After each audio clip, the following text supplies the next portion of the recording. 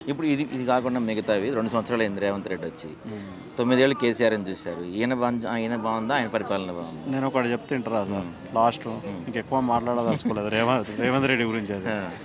ఈ రేవంత్ రెడ్డి విషయం అనేది వేస్ట్ ఇక్కడ మాట్లాడటం హ్మ్. వేస్ట్. ఓకే. పాలన అనేది కరెక్ట్ లేదు, హ్మ్. అది వేస్ట్. హ్మ్.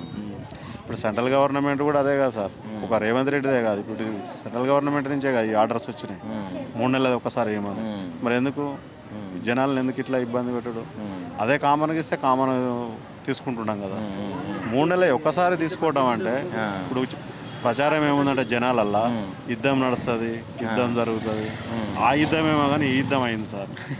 ఇప్పుడు ఆ! పాకిస్తాన్ వాళ్ళతో యుద్ధం జరుగుతుందో జరగదో ఆ! ఆ! అది దేవునికి తెలుసు, గవర్నమెంట్ తెలుసు, సెంట్రల్ గవర్నమెంట్. హ్మ్. కానీ ఇక్కడ మాత్రం యుద్ధం జరుగుతుంది. హ్మ్. ఉమ్. పొద్దున మొఖాలు గడకుండా వచ్చిన వాళ్ళు కూడా ఉన్నారు నా ముందట. ఆ! ఉమ్. ఏం తినకుండా టిఫిన్ చేయకుండా, నేనైతే టిఫిన్ చేసి వచ్చిన, ఆ! ఇప్పుడు ఇన్నే ఉన్నాం. ఆ! ఉమ్. ఓకే. అక్కడ జరిగే యుద్ధమేమో కానీ ఇక్కడ జరుగుతుంది.